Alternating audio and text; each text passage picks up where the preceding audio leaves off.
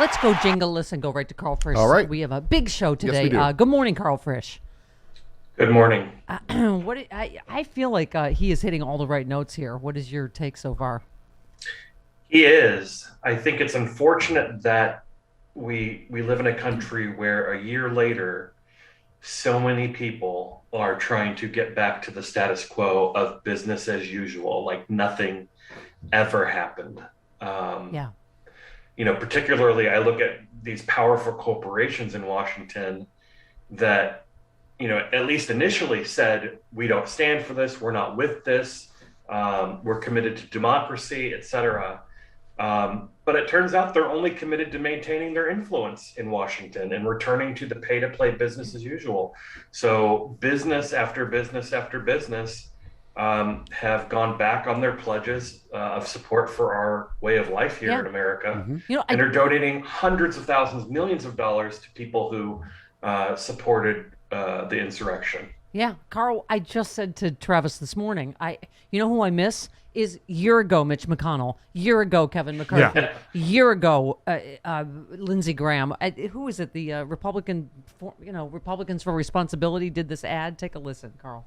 The president bears responsibility for Wednesday's attack on Congress. President Trump is responsible for provoking the events of the day. The president's language and rhetoric crossed a line, and it was reckless. The president needs to understand that his actions were the problem, not the solution. This is the cost of telling thousands of people that there is a legitimate shot of overturning the election.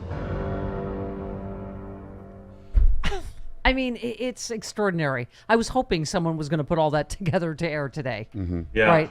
Because it's the same thing, whether you're talking about corporations or Republicans.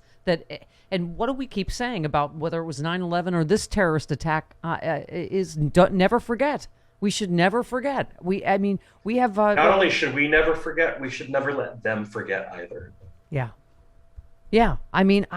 Here's the thing. I am not a lawyer. I look to a lot of our legal experts because, I watched Merrick Garland. I don't know what you thought. I thought he hit a lot of the right notes, and a lot of the people that I do respect seem to be heartened by it. Joyce Vance said, Garland, we will follow the facts wherever they lead. He says this was emphasis. It's a commitment. He says he'll take as long as it takes to do it right. We will, and we must speak through our work.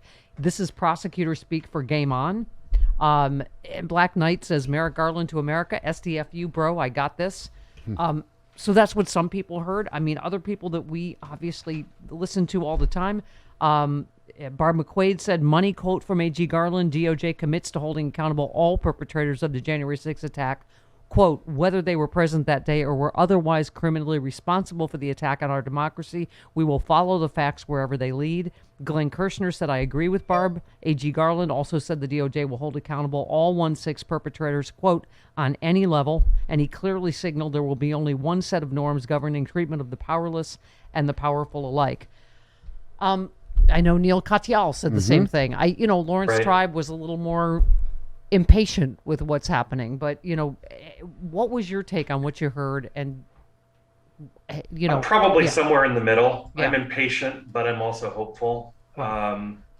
Look, I hope that the special committee in Congress, when it wraps up its work, it's able to send any referrals that it deems necessary to the Justice Department.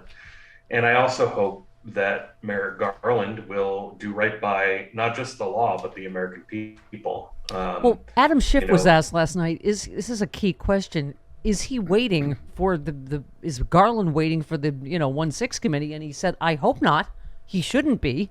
Obviously, because that's what we're all wondering, like the coordination or not, or whatever, what is the coordination or not between them. And he said, I hope not, that they should be, he should be. Well, it's difficult for us on the outside to wrap our heads around what might be happening in the Justice Department, because it's not like what happens in Congress with so much of it being done in public. So, when I say I hope that they send whatever referrals they deem necessary, I think that's true. I do hope that.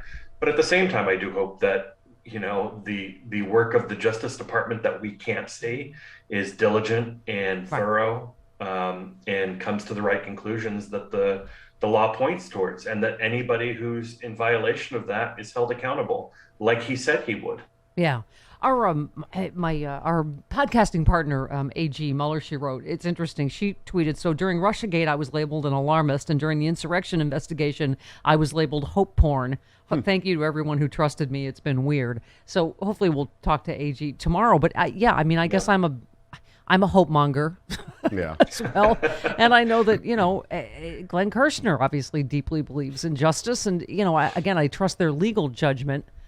That hopefully what's going on is like you say, beneath the surface. I mean, he did strike a lot of the right notes yesterday. So I do want to believe that that's generally the way this goes, the smaller up to the larger, right, that you have to build a case. I think as Chris, you said, it's the former president you can't miss. You can't, you know what I mean? When you're it's not like Murder, She Wrote. Right, yeah. exactly. Jessica Fletcher is going to show up. And right. All of a sudden she finds like Tom Bosley killed somebody. evidence. But I get Joy Reid and Ellie Mistal saying, sorry, I've been told there's one too many great white hopes. It was Mueller, it was I mean, I understand. We've all heard that. Mm-hmm. Yeah, people's frustration. You just look at, the woman that voted by accident, the black woman that's in jail for how many years, right? And you go, what? Right. This is a year later. And this is all out in the open, right? I mean, I don't know which you think is the most damning lately, but I mean, how about these Fox hosts? You can't even imagine if it were reversed, right? Rachel Maddow was texting Obama to overthrow the Capitol. It would never be reversed. Okay. Right. Yes. First of all, right. Nobody at MSNBC has ever had the kind of access to the White House, to the Oval Office that hosts at Fox News have had to Donald Trump. Yeah. He was a Fox News host for 4 years, right. And his studio was the White House. But I mean, people are talking about Chris Cuomo. He got fired for advising his brother, the governor, politically. Right. This is like every Fox host pretty much is like advising. He was also fired for some. Yeah, but no, but you know what I'm saying? Yeah. Like this is like an insane level of because this is the problem. This isn't journalism, or they're asking Sean Hannity to give up sources. It's that he's a fact witness. He was involved. It's not that it's anything anything to do with his show or his what do you call it? His sources, anything like that, right? I'm also he's pretty the sure source. he said that he's not a journalist before. So end of the day, it comes down to holding everybody involved responsible, and you follow the evidence where it goes. And there's significant evidence from the folks at Fox News. I think none of us are surprised by this. Yeah.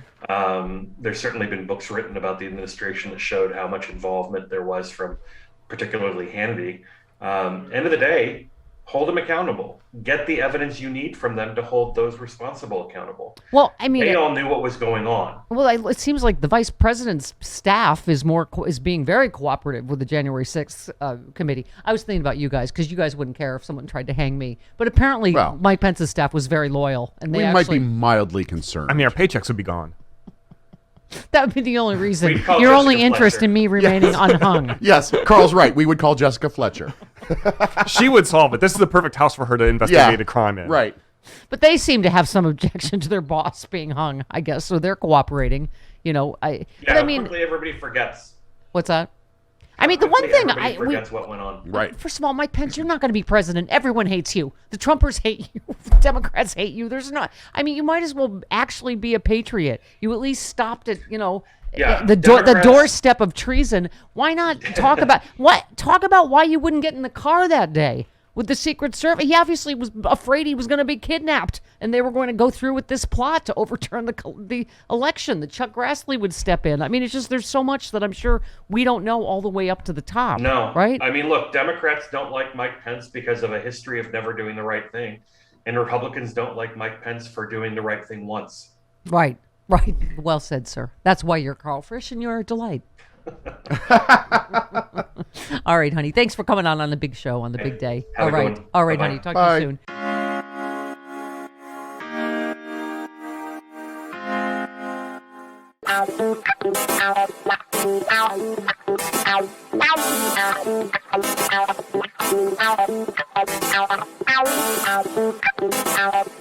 Ow.